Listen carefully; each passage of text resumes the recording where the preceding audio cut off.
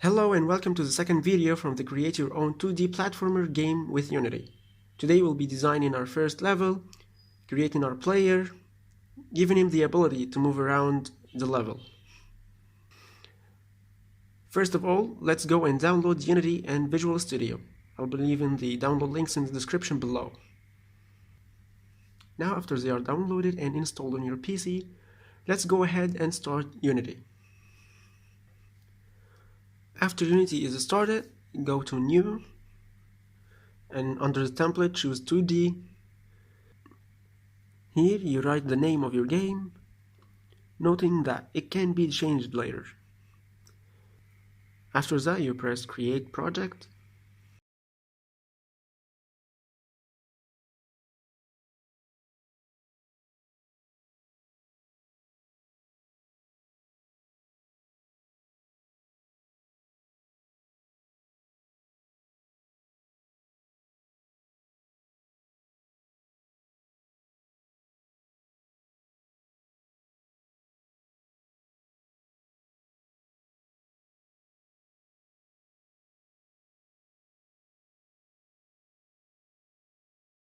Now as you see, Unity has loaded. This is the place or the scene of our game in which we'll be designing the level, putting all of our assets and images inside here. This is the game view where you can try the game and play it after you design it and giving it the mechanics and the controls. But as we see, it's blue because we haven't put anything yet. Heading back to the scene, we can control our main camera. In the properties area, we can change the color to white. And as you see, by going back to the game section, the view has changed and the background color changes to white. Now to create the first platform for our game or the ground, you go to the hierarchy, right click, and then choose New Eye. After that, select Image. Double click on Image to recenter the scene to it.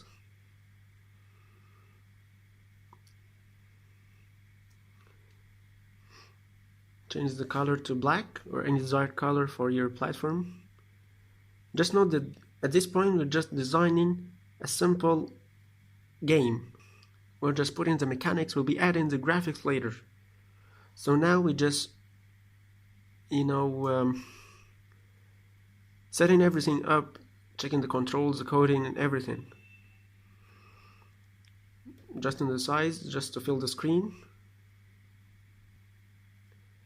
And choose collider.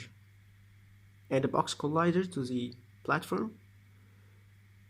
Here we can change the size until it fit the whole platform.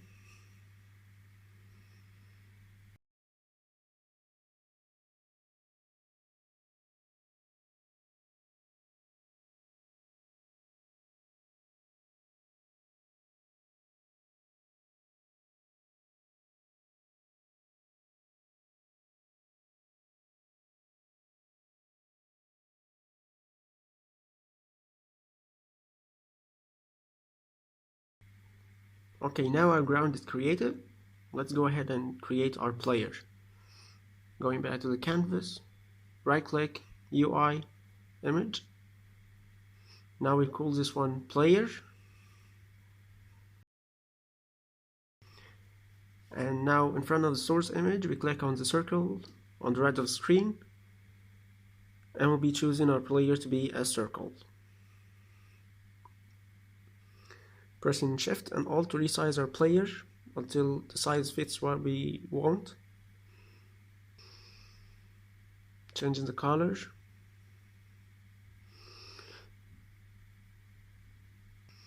Now check that our player is placed over the ground. We don't need any intersection between the two shapes. Heading back to the scene, going to our player and adding a circle collider 2D. Change the radius also until it fits the player. Now we'll be adding another component, which will be a rigid body.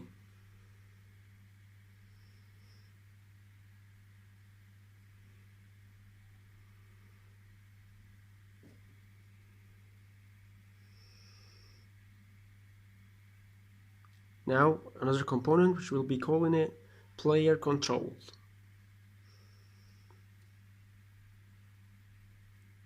Create and add. After that, double click on the player control C# icon. It will open the script in Visual Studio. Now here is the screen in which we'll be writing the code and programming every single aspect of our player controls.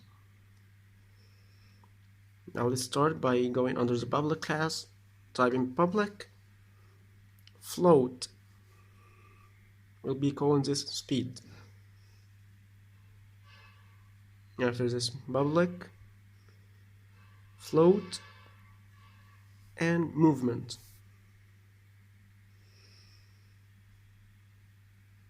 Then another public, rigid body 2D. We'll call this player. In the start section, we go and write player equal get component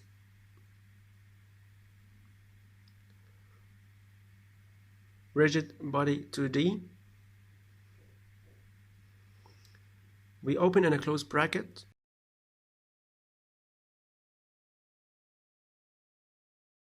Now we want to create a fixed update method in which we'll be taking the input and converting it to control the player.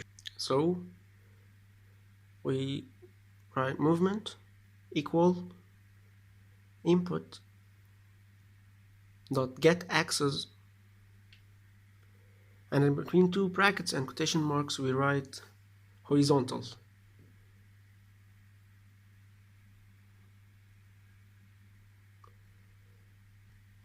Now after we've taken the user's input, we want to convert it to movement for our player character in the game.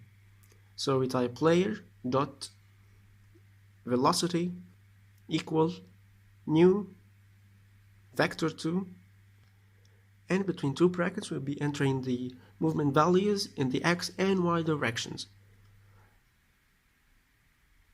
So for x direction we'll type movement, which is the input, multiplied by the speed, and for the y direction we'll be maintaining the same velocity the body have in the y direction, the y-axis. So type in player.velocity.y. Now pressing Ctrl and S, save our changes. Let's do a quick recap over the code. We get a float called speed, another one called movement, in which we'll be taking the input. After that, in the void start, we type player.getComponent.RigidBody2D, so each time the game starts, it knows what is the player. And here we store the input from the user, horizontal meaning right and left arrows, and for vertical it means the up and down ones.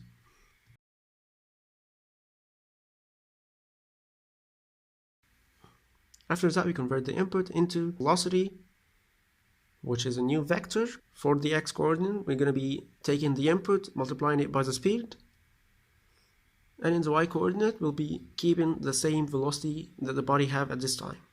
That means that if our character is jumping, the user can control its movement whether in left or right directions, while the character is still in mid-air. After saving, we head back to Unity. Now we change the speed value, right, for example 600.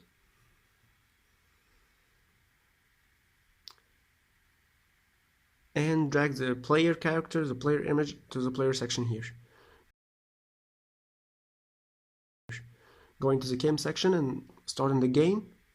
Now you'll see that our player moves with your arrows. But there is another small problem here, which will be obvious if we change the image of our player to this image I created previously using Photoshop. Just a simple one for our illustration right now.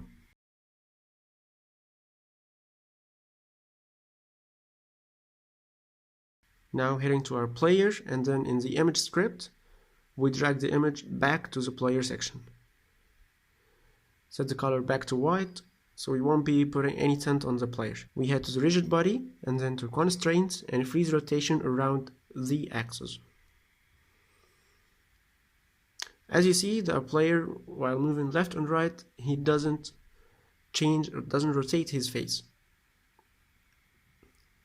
To fix this, we go back to the script and add another public bool and call it facing right. Okay, bool is a variable that can take whether true or false values. Now in the fixed update, we type if facing right equal true, and then and our movement is greater than 0.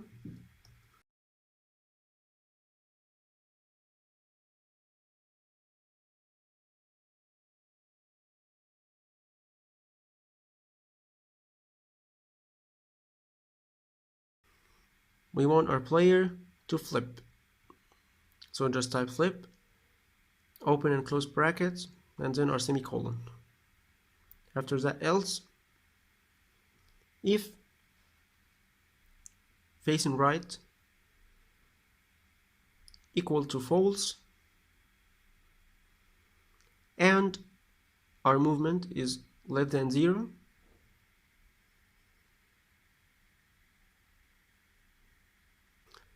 we want our player to also flip his orientation.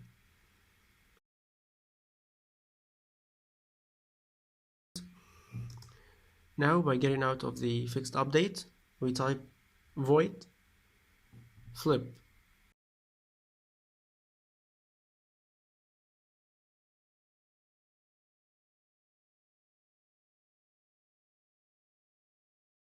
So type facing right equal not facing right.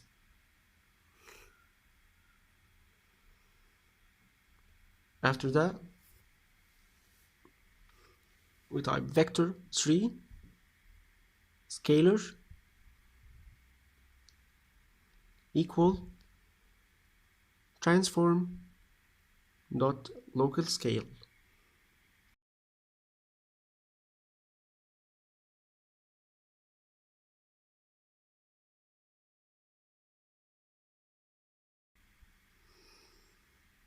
And then scalar dot x, and we multiply the value by -1.